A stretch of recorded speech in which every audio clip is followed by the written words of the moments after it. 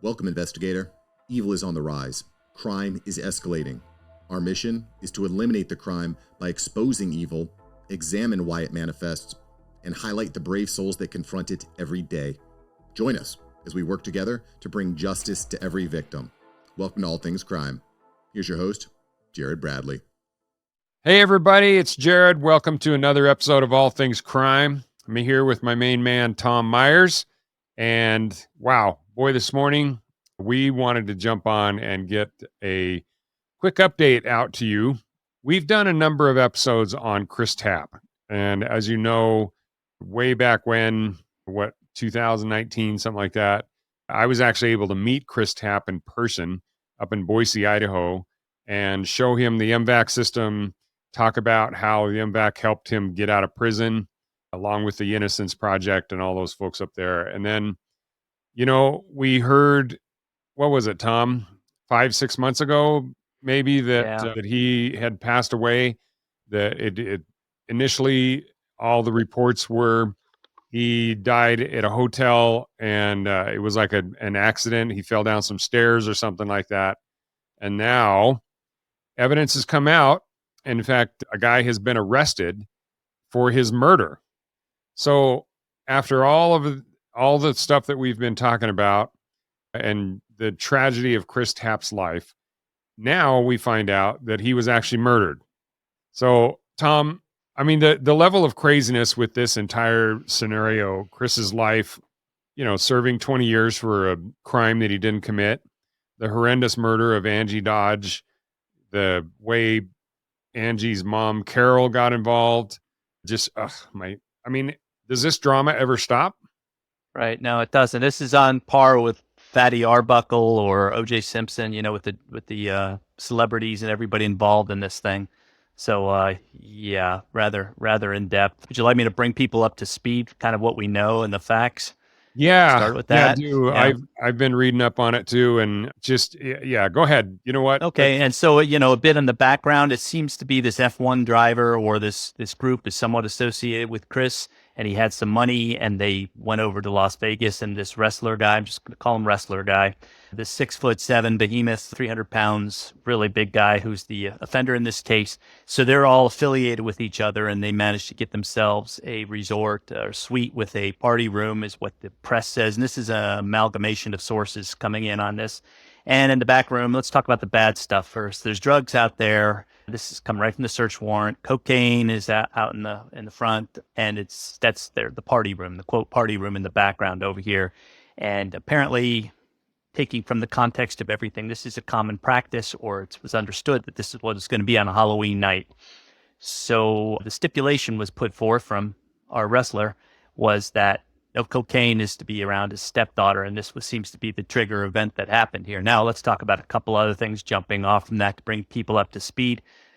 The bad things. Chris did have marijuana and alcohol and cocaine in his system at time of death, and his arrests subsequent to that. And the reason I'm sort of stumbling on my words, I'm a little disappointed because this is considered an accident, and I kind of owe you a walk back apology on this, because I said the ME is not going to call it anything that it's not when we last spoke, and it turns out to be not the case. So they're going to need to amend that death certificate. But I don't know. I find that there has to be some reason why that got that way, because either the story was that he fell and hurt himself and bled out right there, or it seems to me that something didn't happen that should have happened when this medical examiner certificate was signed off on, is what I'm saying. Yeah. Well, I'm wondering if, maybe somebody came forward later, they just couldn't, it just didn't make sense. If everybody at the party was kind of, especially an F1 driver, I can't imagine he would want to be involved with anything. And so, all of a sudden they're at a Halloween party, and next thing you know, someone gets arrested for murder. So, or someone actually gets killed at their party. I can't fathom that anybody wanted to say, actually what happened. So who knows, so my kind of assumption is maybe at the very beginning, somebody was leaving some details out. And so, if you have cocaine and marijuana and alcohol in your system, and there's no, uh, well, if you're that jacked up and then you trip and fall and hit your head on the tub or something, which I think they could have easily said that was the problem, and that was the cause of the blunt force trauma, then maybe it could have been revealed as an accident. But from the things that I was reading, this guy was choking him out. Like, Mhm. I don't know if he was striking Chris. Now, Chris isn't a really big guy. I remember when I was actually standing right next to him, I think so. I'm 6'1", about 230, and I think I was at least 3 or 4 inches taller than Chris. And, I probably had him by at least 50 pounds. But so, some, like you said, behemoth that's 6'7", 300 pounds, he's just going to be absolutely massive compared to Chris. And, I would imagine that Chris, after spending 20 years in prison, probably had a fairly quick trigger, and, you know, had probably been in a few rounds. And so, maybe he wasn't intimidated by this guy. But the bottom line is, if they get into it physically, he's not going to be able to handle a 6'7", 300 pound, former, Who's professional right? wrestler type. And especially if you're trapped in a bathroom and if you're jacked up on drugs. So yeah, it doesn't sound to me like it was a fair fight, let alone a scenario that he could have got out of very, very quickly. So these professional wrestler types, this guy, especially based on the text message that his wife was, texted to him, basically called him a psychopath. So do you want to, what, discuss that a little bit? I mean, that Yep. text message, what, do you have that? I can, let me bring I that. do. I read it, and it's hard to go back and forth in time on this. So let's give the benefit of the doubt to the medical examiner's office, like you said, on this, and witnesses are saying that, and then it gets modified afterwards. If there, I'm just gonna say this: if there was if it was rushed through because of the publicity and something like that, it's a slippery slope. So let's say that's not the case. That's Yeah. not the case. But I'm used to going off of when the medical examiner states something, they state something, and then there's a reason for it. And each state is different, like I said. But I'm looking at I believe it's Clark County, and what they follow is the national guidelines. It seems to be the case over here. So let's just dismiss all of that part to it. And like you said, and our offender is also a tough guy competition. He's a contender in that, so he knows his way around in these things. And you Yeah. can't really get in a wrestling ring. I coached that and did combat sports for a while, so I know that way around. And I can Yeah. tell you, if you're a JV wrestler, you can pretty much beat somebody very easily, or even a blue belt jujitsu. You're very, very capable of doing that. So I mean, it's so unmatched over here. And then you also have to take into account victim precipitation. Let's make it as bad as possible. Be devil's advocate. Alcohol. Some people can't handle it. They processes it different. They antagonize people. Could that have possibly happened? But still, it doesn't excuse what's being alleged here, which all came like a waterfall in the past 48 hours when maybe even 24 hours, we read this. But yeah, when they tracked that back and they pulled out the text messages from his wife, said exactly that. Let that sink in, you psychopath. Yeah, no, you Yeah. just killed Well, you just killed somebody. Yeah, I want to read the text messages, please do. and Yeah. these are direct quotes, and these are between Rodimer, the suspect, and his wife. And she says, "I watched you nearly murder somebody, and I had to take your expletive hands off from his neck as he laid there, and you ran away, and I spent the next 2 hours trying to take care of him. Nobody would have watched. Nobody should have to watch their husband murder somebody." Then she reportedly texted, "I watched you murder somebody. Like, let that sink in, you psychopath." So, yeah, she's apparently there's a history here.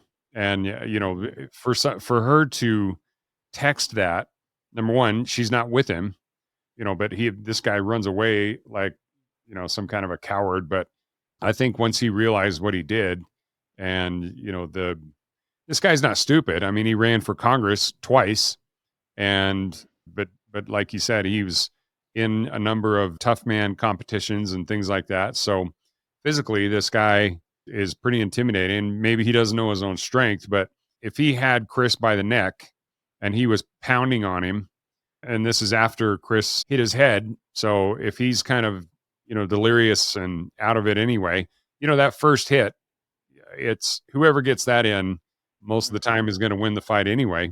So from the sounds of it, Chris didn't have a chance. I mean, it was over before it even began. But then this psychotic dude basically keeps choking him, and he's pounding on him. And then, that's the additional trauma that he had, especially to his head.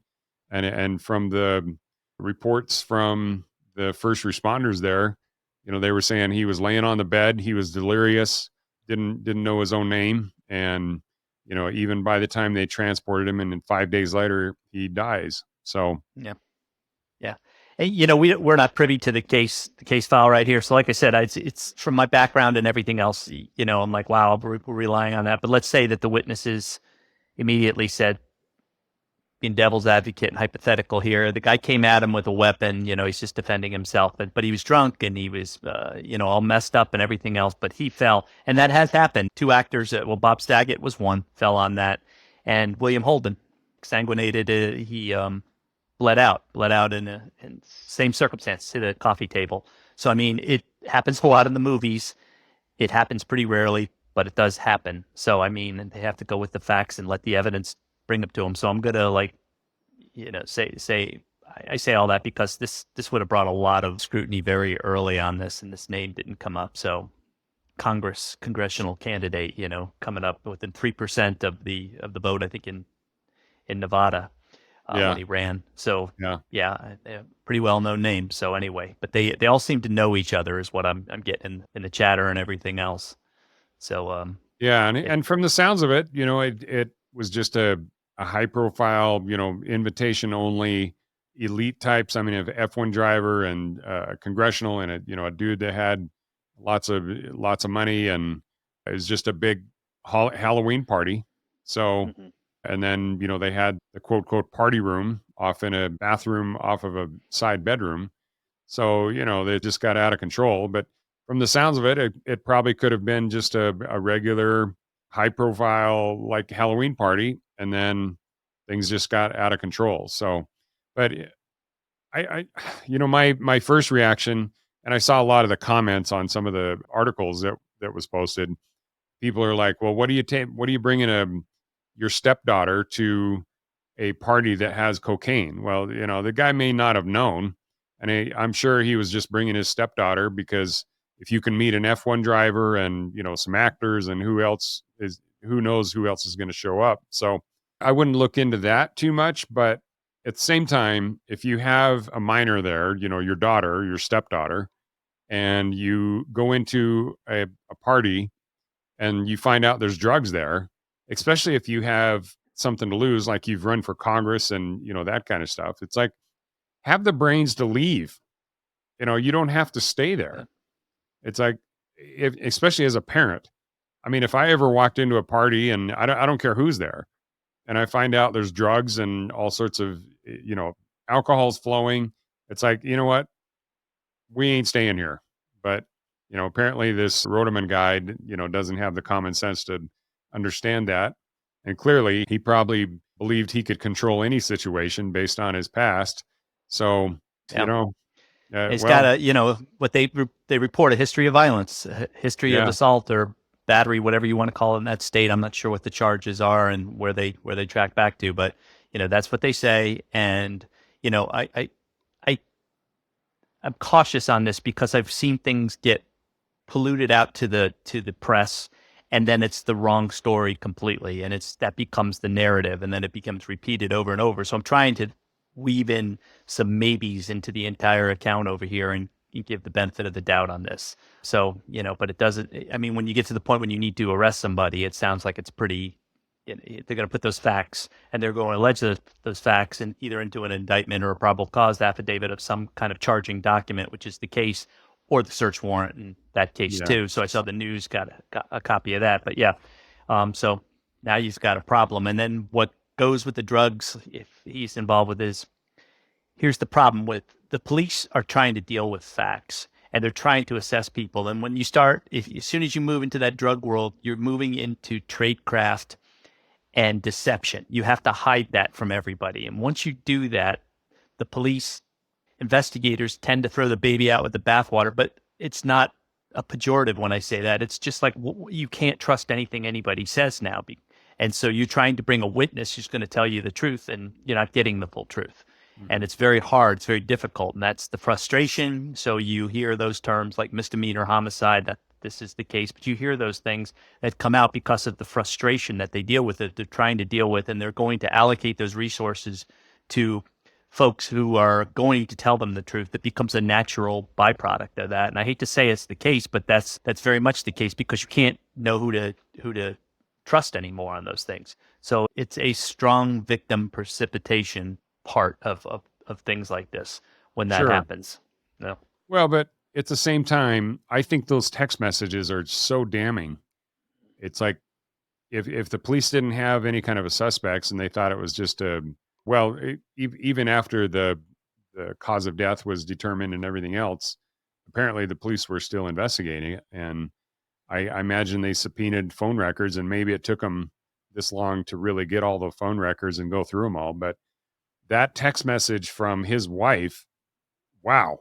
I mean, unless she was setting him up, Yeah. which from the sounds of it, it doesn't appear that way, but geez, Yeah.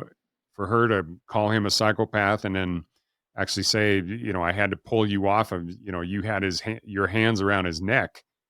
That's pretty damning to me. Yeah. Yeah. It sounds like that's probably what unraveled, and that would support that change of the death certificate. You can see I'm kind of bothered by the entire fact there, the change of the death certificate. Well, what do you do then? You're going to change the death certificate. I'm sure there's not a timeline to do that, but the public has I don't want to say the public has a right to know, but the public has a right to know, because they're basing that on there. And I mean, I'll also add that we're involved with MBAC, of course, and that's an exoneree from that. That's our Genesis case on this, and this guy has deserved better than that. Yeah. So it's kind of a rough thing all the way around, and to see somebody, walk into this buzzsaw like that and then have such a sad ending to it. So, yeah. Yeah. Well, Chris, oh my gosh, man. Come on. I mean, folks, if you fall into tragedy and then ultimately are blessed with the ability to not only get out of that tragedy, but also you're rewarded in some way, like Chris was. I mean, he was only 47 when he was killed, but he was 40 basically when he got out of prison. Right. So, he had a short 7 years, and about 3 of those, it took him, I think, 3 to 4 years after he was let out of prison that it was finally exonerated. And then he actually received that cash payment for the wrongful incarceration. And then, so he had all of maybe 3 years where he actually had reward, and he had, but at that point, he had millions of dollars in the bank. It's like, dude, stay out of trouble. I mean, Well, to me, that's the part that I just don't get. I mean, Chris was such a good guy. He was, even when he had first let out of prison and I first met him, and I interviewed him. Actually, he was one of my first interviews on the yes. podcast. So you can go way back to the very beginning of this podcast, and you can actually see what Chris was like shortly after he was let out of prison. He was just so glad and so grateful to just get out of there and just be free. And at the time he had nothing. He was broke, but he was just, and I can't remember exactly what job, he got some job there in East Idaho, and he was just working. He was like, I'm just moving on. He wasn't extremely bitter. He wasn't vengeful. He was just like, I'm just so glad to be out of jail that I just want to get on and build my life from here. Well, he finally reached the point where, yeah, he was rewarded for the pain and suffering that he had gone through, the 20 years in prison for it's as an innocent man. And yet somehow he ends up down in Las Vegas at a high profile party and, just gets all jacked up and on drugs and then ultimately now he's dead. And yeah. I mean, the tragedy just keeps building. There's so many layers to this tragedy. It's just like, it's crazy. Yeah, and there's addiction has such a powerful pull. It just does. I work with folks a lot, and they return back to it. It's almost like a kink in a aluminum can. You can't ever get it straight again. It is always there. So, I mean, if you had that with a 20-year void in between, I don't care, that kink is still there, and that has such a powerful pull. And if we're going to talk predicating events such as, is alcohol or marijuana a gateway drug that leads to poor judgment in between, and then you've already done those two things, another step there. I don't know what the firing order was over there that caused either poor behavior or whatever caused this entire Right. but I mean, it's just a bad scene, for the world you and I live in. That's a huge Rubicon to ever cross. But if you're going to live in that world, or you're going to make things a little bit gray to get involved and maybe make a business venture with people that dabble in that kind of stuff, yeah, it's a walk on the wild side, man. Yeah. Well, all right. So, well, the bottom line is Chris he just didn't accidentally fall down a flight of stairs. He was actually murdered. And so we'll see where the case actually goes, once it goes to trial. But from the sounds of it, I don't know. This is going to be a good one. Yep. It's pretty damning. And, when this actually goes to trial, I'm sure 2020 and Dateline and everybody else is all going to be there. But bottom line is, sadly, our friend Chris Tapp is gone, and the way he died, I mean, to me, it was even more tragic if he had just, so intoxicated or whatever that he fell down a flight of stairs and hit his head hard enough that cause his death. But now we know that supposedly, at least, this huge 6'7", 300-pound dude basically beat him to death. So, yeah, end of a tragic life, and geez. And probably the end of another, life too is going to happen over here. I mean, who knows what's going to happen in trial, but this is going to get teased out to the discovery process and whatever the steps are for the Nevada court system. But bit by bit, there's a good amount of information that's out there, and now they're going to circle the wagons because, it's pretty overt. Everybody knows who was attending the party and everything else, and so there's not much else to it. This isn't a big whodunit. It doesn't seem to hinge too much on physical evidence. There's going to be a good amount there, but it's not a I wasn't there type thing. It sounds like it's pretty, yeah. So this ought to be interesting. You're talking about ruined lives. I mean, this guy, the Rodeman, had 6 kids and a wife, and so their life is turned upside down now too. It's just the list just goes on and on. So. Well, anyway, folks, we just wanted to give you guys a heads up and kind of an update on what we're learning about Chris Tapp and how his life tragically ended. Again, he didn't deserve this, Ed. Oh,